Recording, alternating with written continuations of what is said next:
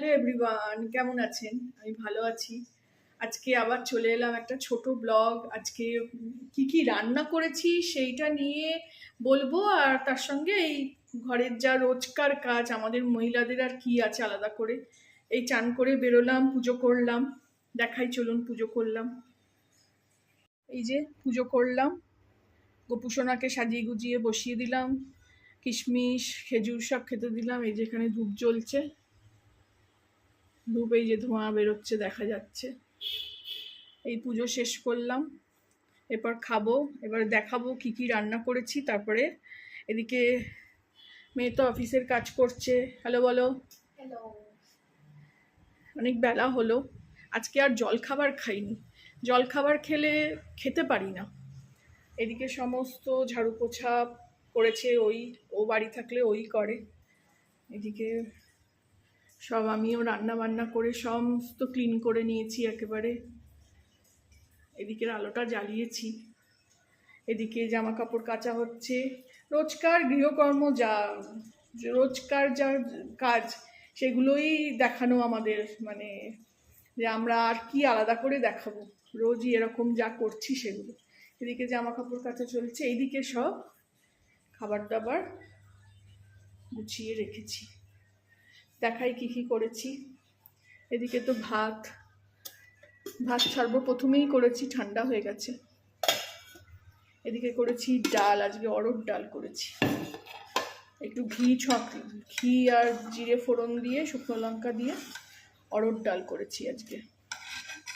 মেয়ে খুব ভালোবাসে খেতে অরহর ডাল, পেঁয়াজ দিয়ে করলে আরও বেশি ভালোবাসে। এদিকে সব বাটি সব সাজিয়ে রেখেছি, আর এদিকে করেছি ঝিঙে পোস্ত করেছি।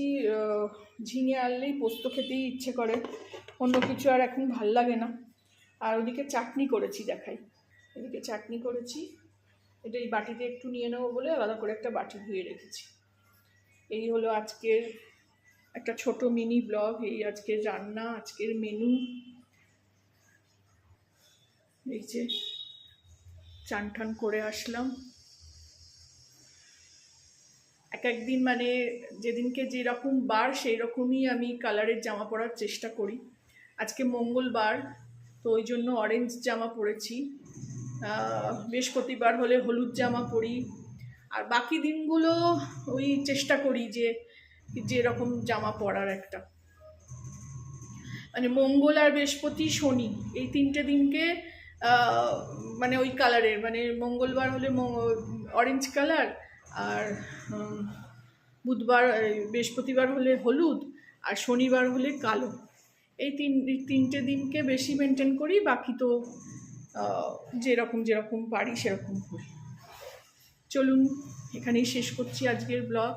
ভালো লাগলে আজকে আমার চ্যানেলটাকে একটা লাইক, শেয়ার অ্যান্ড সাবস্ক্রাইব করে দেবেন। Thank you for watching. এই যে আয়নাটা আমাদের খুব সুন্দর, আয়নার সামনে দাঁড়ালে সব রকম মানে ছবিও তোলা যায়, আবার সাজগোজ তো আছেই। ওই জন্য এই ট্রলিটাও করেছি, এর মধ্যে সমস্ত সাজাগোজার জিনিস আপনাদের আগে দেখিয়েছি বলে। যে এক একটা ট্রলি, এক একটা খানায় এক একটা জিনিস রেখেছি। ভালো লাগলে আমার চ্যানেলটাকে একটা লাইক, শেয়ার অ্যান্ড সাবস্ক্রাইব করে দেবেন। Thank you for watching.